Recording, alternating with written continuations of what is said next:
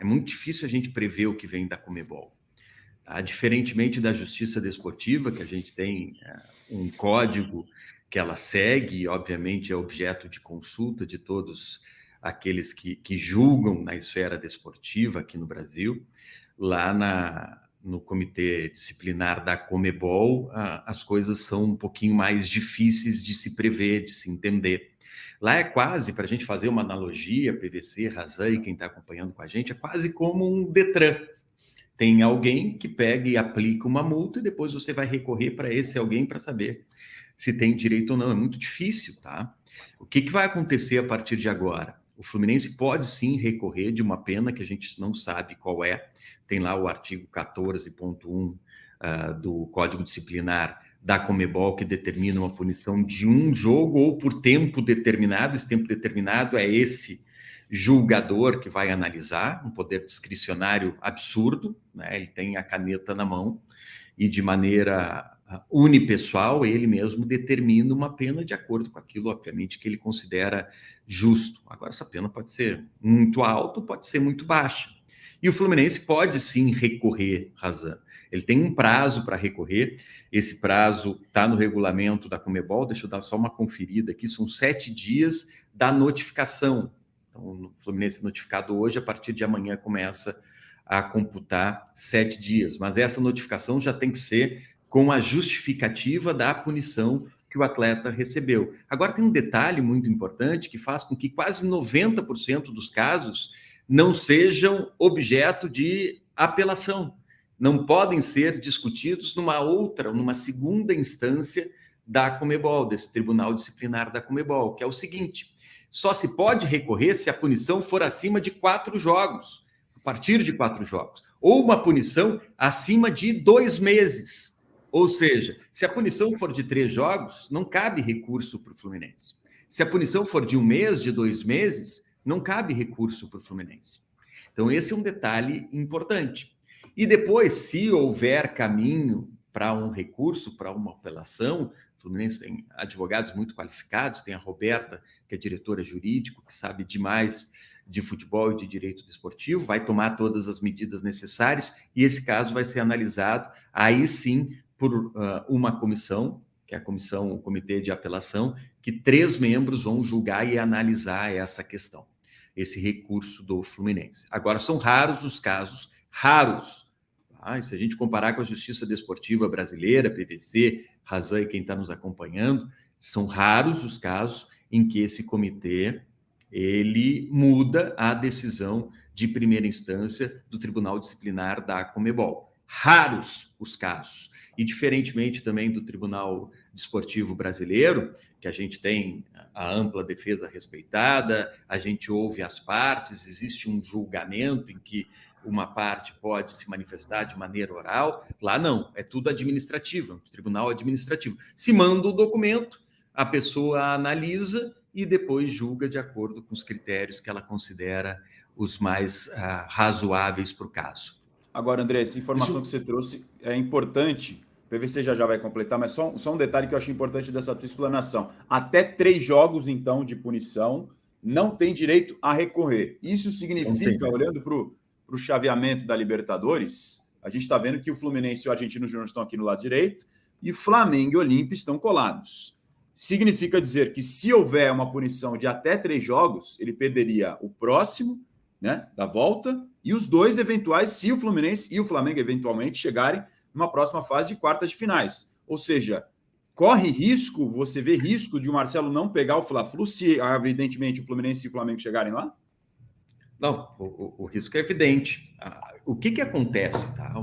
A Conmebol, obviamente, trabalha com base nos seus regulamentos e eles também, esse julgador de primeira instância, também analisa esse critério. Então, por que 90% dos casos não cabe recurso? Porque eles punem justamente de acordo com esse regulamento. Então, eles aplicam uma pena de 3 jogos para não caber recurso. Porque se ele aplicar uma pena de 4, 5 jogos, pode haver recurso e o Marcelo, nesse caso concreto, obviamente, ter a possibilidade de, na questão sendo rediscutida, jogar e enfrentar o Flamengo na próxima fase caso das duas equipes passarem para a próxima fase da Libertadores da América. Então, obviamente que o julgador também analisa essas questões e, por isso, a imensa maioria dos casos na Conmebol não existe, dentro do regulamento, caminho para uma apelação. PVC ia completar. Não, eu ia falar só 3 coisas, tentar ser rápido. Uma, o fato do Marcelo ter mostrado toda a comoção pode ser um atenuante. Né? Acho que pode ser um atenuante, não pode, Andrei? Se a gente estivesse tratando de um tribunal como a gente conhece, seja ele estatal ou a Justiça Desportiva Brasileira, eu não tenho a menor dúvida disso, tá, PVC? Mas como é um poder discricionário na mão de uma pessoa apenas, a gente não sabe, porque tem membros lá que julgam as questões da Conmebol. Daí, por sorteio, esse caso caiu para um membro. A gente não sabe como ele encara essa questão, né? A gente não sabe qual é o ponto de vista dele. Agora, ele pode analisar, e a gente sabe que as opiniões, muitas vezes, elas não são congruentes, né? As pessoas, às vezes, pensam de maneira diferente. Tem gente que acha que cabe uma punição e uma suspensão, inclusive o cartão vermelho para o Marcelo. Eu já ouvi gente dizendo que não cabe, que é um gesto, um movimento natural. Existe caminho para as duas defesas e para os dois entendimentos. Eu acho que sim. E o atenuante, sem dúvida nenhuma, no meu ponto de vista, eu como intérprete, eu se fosse julgador, seria algo para eu minorar a pena, não tenha dúvida disso. Seria um dos critérios que eu colocaria para minorar a pena. A reação imediata do atleta, a comoção, a expulsão do Marcelo, a reação que houve, o movimento natural dele. Agora, a gente não sabe, quando esse processo não é transparente como a gente gostaria que fosse, o que está na cabeça desse julgador de primeira instância. Ele tem um poder absoluto. É muito grande o poder que se dá para esse membro do Tribunal Disciplinar da Conmebol que julga em primeira instância.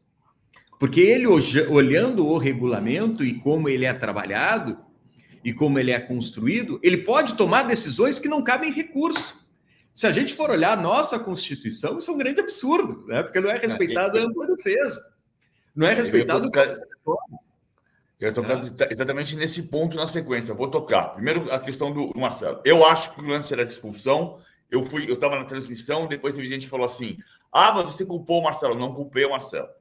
Eu falei, o árbitro quase pede desculpas para o Marcelo para explicar que ele tinha que expulsar. E o Ganso confirmou as palavras do árbitro. O árbitro diz: olha, eu sei que você não fez por querer, eu sei que não foi de propósito, eu sei que você está comovido, que você está tocado com a situação que aconteceu, que foi uma tragédia, mas eu não tenho saída, eu tenho que te expulsar. E aí deu o cartão vermelho. Há árbitros como o Salvo Espínola que entendem que não é para expulsão, e há árbitros como Carlos Eugênio Simon, ex-árbitros, como Carlos Eugênio Simon e como Paulo Sérgio Oliveira, que entendem que é caso de expulsão. O PVC, esse detalhe é importante que você trouxe. O árbitro falou exatamente isso. O Ganso relata esse relato do árbitro para o Marcelo, explicando o porquê do cartão. O Ganso explicou, eu comentei, o estádio La Paternal é muito próximo do campo, então deu para ver o árbitro falando, mas eu não ouvi as palavras. Então eu fiz esse comentário e o repórter Ari Oliveira perguntou ao Ganso, e o Ganso disse exatamente isso. Ele não falou desculpe, mas ele explicou que sabia que não tinha sido de propósito, ele entendeu perfeitamente que ele estava chocado, tocado pelo que tinha acontecido, mas eu preciso te expulsar. Você pode perceber na cena que o árbitro fala longamente com o Marcelo e depois tira o cartão vermelho o gestual dele até corrobora isso, que ele coloca as mãos no ombro, assim, como quem está entendendo a dor do Marcelo. Exatamente. E o Ganso fala isso. O Ganso estava próximo, o Ganso não tinha visto o lance, mas o Ganso estava próximo ao diálogo. E o Ganso disse que aconteceu exatamente isso. Eu entendo, como Paulo Sérgio Oliveira, que apesar de toda a comoção do Marcelo, era um lance de inevitável cartão vermelho. Mas cartão vermelho é um jogo de suspensão. Ele não tem que pegar 2 jogos de suspensão porque não teve maldade, porque não teve sacanagem, porque não teve nada. Não tem que pegar mais do que um jogo de suspensão. Ponto. Eu ia voltar para a questão lá de trás, do passado, da história do tapetão. Né? Embora o tapetão tenha nascido em 61, no caso do Botafogo, a famosa questão do tapetão, indo ao encontro do que está dizendo o Andrei Campi, quando o advogado do Fluminense, José Carlos Vilela, que ficou conhecido como o rei do tapetão, aplicou o seguinte: não existia cartão vermelho. havia um jogo Fluminense e Vasco em 1969. No final da partida, o Flávio, o centroavante do Fluminense, se envolveu numa briga e foi expulso. Só que não tinha cartão vermelho. Ele era expulso de boca. Você está fora do jogo, fora daqui. Sai, pode sair. Como foi o Garrincha na Copa de 62. A expulsão representava automaticamente a suspensão. E o Flávio não poderia jogar contra o América na quarta-feira seguinte. O Fluminense brigando para ser campeão carioca, como foi. O Zé Carlos Vilela entrou na Justiça Comum com um pedido de liminar, argumentando que nenhum cidadão brasileiro podia ser punido sem defesa prévia, que é o que o Andrei disse agora há pouco. A Justiça Comum deu a liminar e o Vilela colocou o Flávio para jogar. E o Fluminense ganhou do América, um gol aos 40 do segundo tempo, do Flávio, o que produziu uma enorme briga na arquibancada do Maracanã, da qual participou nosso amigo, pai e ídolo irmão, José Trajano. Olha só. Não é possível isso! O Zé tá suspenso, nem faz o gol, derrota no América. Que história bacana. Mas assim, PVC, Razan, essas irritações provocam aprendizado. A gente sabe que o mecanismo interno do esporte, para proteger a própria autonomia, já criou mecanismos para evitar que os clubes recorram à justiça comum. Hoje, a própria Constituição traz que só pode recorrer à justiça comum, respeitado o trâmite da justiça privada do esporte, da justiça desportiva. Né? Por isso desculpa. Isso é muito importante que você está dizendo pelo seguinte, porque... Para não ficar judicializando tudo no futebol. Não, imagina, qualquer jogo, qualquer pessoa vai lá e judicializa a questão. Não vai mais ter jogo discutido no campo. O PVC não precisa mais. Faz lá um plantão, Marcelo Razan vai fazer plantão num tribunal, lá no caso na Gama Justiça do Trabalho, ou lá no Tribunal de Justiça de São Paulo, entendeu? Lembra do caso Gama? Claro. Caso Gama? Sabe qual foi o julgamento do mérito do caso Gama? Nenhum. Porque o Gama jogou o campeonato de 2000, jogou o campeonato de 2001, foi rebaixado em 2002 e nunca se julgou o mérito. É por isso que não se tem que ir para a Justiça Comum. Porque a Justiça Comum tem trâmites e você não tem campeonato. Qual é um dos princípios da justiça desportiva? É a celeridade. O campeonato não pode parar. Se a gente for esperar o tempo da justiça estatal, é o que vai acontecer. Imagina em 2003 ter um julgamento que vai mudar toda a cadeia esportiva de 2001 até 2003. Não existe possibilidade para isso. Aí vai acontecer o que aconteceu lá na Copa João Avelange e depois no recomeço do Campeonato Brasileiro. A gente rompe com um processo para começar o outro do zero. Né? Então, a gente precisa entender esses trâmites. Claro que sim, a gente precisa amadurecer, e eu acho que essa é uma provocação e um debate necessário, que tem que ser cobrado de todas as entidades que administram o esporte, para tornar esse processo dentro da Conmebol mais transparente. Não se pode permitir que uma pessoa tenha um poder discricionário tão grande dentro do futebol sul-americano, que é essa pessoa que analisa a questão em primeira instância. Sem ouvir as partes, sem o devido processo legal, ele, por um entendimento próprio dele, pode tirar um jogador do tamanho do Marcelo de uma fase importante da Libertadores, sem o Fluminense ter o recurso de apresentar a sua defesa, a possibilidade de apresentar a sua defesa. Então, a gente precisa transformar esse processo que é da Conmebol, esse processo jurídico privado do esporte, num processo mais transparente. E como que a gente faz isso? Através de uma pressão política, que os clubes precisam exercer junto à CBF no Brasil, que os clubes de outros países precisam exercer junto à entidade que administra o esporte no país, para que se chegue e se provoque um grande diálogo dentro da Conmebol e que se trabalhe essa questão do movimento jurídico privado na entidade. É uma questão complicada. Para todo mundo que trabalha na justiça desportiva do Brasil, é uma questão muito complicada. A gente conversa com várias pessoas, a gente conversa... tenta melhorar esse caminho, mas o entendimento da imensa maioria é esse. Não é um processo transparente, é muito difícil recorrer na Conmebol, é um processo administrativo em que o poder discricionário do julgador é absurdo.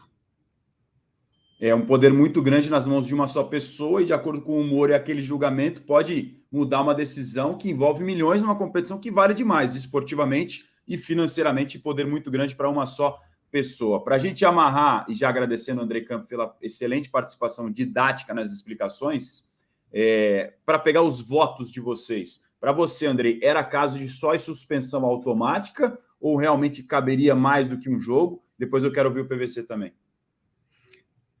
Assim, no meu caso, na minha leitura como intérprete, a expulsão foi correta, aplica um jogo e depois volta o Marcelo a jogar. Essa é a minha leitura, tá? Obviamente, eu teria que analisar um pouco mais, eu iria analisar o caso em detalhes, iria pegar e olhar mais as imagens, eu colocar um universo de possibilidades para minha leitura e para minha interpretação. Agora, pelo que eu vi, na minha análise, uma suspensão de um jogo, eu entendo que o movimento foi natural, foi um movimento de drible, não foi intencional, foi uma falta, não foi intencional, e aí a minha punição seria de um jogo. É importante também a gente destacar que tem no Código Brasileiro de Justiça Desportiva, no CBJD, aquela punição que a Justiça Desportiva Brasileira já aplicou em alguns casos. O PVC, que tem uma memória absurda, vai lembrar de atleta que lesiona outro de uma maneira intencional ou agiu com uma força desproporcional, ele fica afastado do futebol até que aquele atleta machucado se recupere. Há uma previsão no dispositivo do Código Brasileiro de Justiça Desportiva. Então, existe um caminho para o julgador do Brasil da Justiça Desportiva Brasileira. Lá na Conmebol não existe essa possibilidade, mas trata de U14 por tempo determinado. Quem é que determina o tempo e qual o critério vai usar? Isso quem determina é o julgador de primeira instância. O PVC, quero saber teu voto e também até talvez amarrar naquela situação que a gente conversou durante a semana aqui no De Primeira, sobre se o Fluminense teria argumento para, quem sabe, anular a expulsão do Marcelo pela maneira como se aconteceu? O argumento é a história do som, né? Porque o som em 2021, a temporada 21-22, tem um lance que o som, acho até o som muito mais imprudente do que foi o Marcelo. O Marcelo não foi imprudente. A metáfora do Fernando Diniz é boa, quando ele fala que o cara tá passando o sinal verde, passa um pedestre na frente e ele atropela o pedestre. A culpa é do carro ou do pedestre? A culpa é do pedestre, nesse caso. A metáfora dele é boa, embora eu concorde com a expulsão. Agora, o som foi imprudente porque ele dá o carrinho lateral. E o carrinho pega o André Gomes tem uma lesão de tornozelo, sai, o som tem uma reação idêntica do Marcelo, ele se desespera e é expulso. E 2 dias depois, a Federação Inglesa, a Premier League, se reúne e cancela o cartão e cancela a suspensão do som, que pode voltar a jogar. Na Inglaterra, cartão vermelho direto, sem ser segundo cartão, representa 3 jogos de suspensão. E o som foi liberado de cumprir a suspensão, porque o cartão vermelho foi considerado nulo. Seria uma hipótese, mas você não tem julgamento. Então, pode ser um argumento para um eventual recurso, se houver possibilidade de recurso. Parêntese, é muito ruim esse sistema da Conmebol. Foi uma coisa que o Urdei falou de cara, né? Porque fica na mão de um julgador que pode deixar uma imagem de que ele quis favorecer ou prejudicar tal clube. Isso é muito ruim. São situações que a gente vai analisar e aguardar, claro, de acordo com o resultado dessa pessoa que vai ser sorteada para identificar ou não essa situação do Marcelo, mas acho que aqui fomos unânimes de que um jogo estava de bom tamanho para o Marcelo, apenas na suspensão automática. Andrei, quero te agradecer demais pela participação com a gente no De Primeira, foi um prazer, viu, Bruxo? Sabe que é um prazer conversar sempre contigo, mesmo que remotamente, com o PVC, qualquer dia a gente se encontra pessoalmente. Fala por Vinícius, vamos nos encontrar aí no estúdio uma vez, a gente quer conversar, todo mundo, porque depois tem a resenha do pós-programa, né, que é muito bacana também. Valeu, PVC, obrigado, um abraço pela companhia, obrigado, Marcelo Razan, um abraço para todo mundo, obrigado, André, pelo convite também.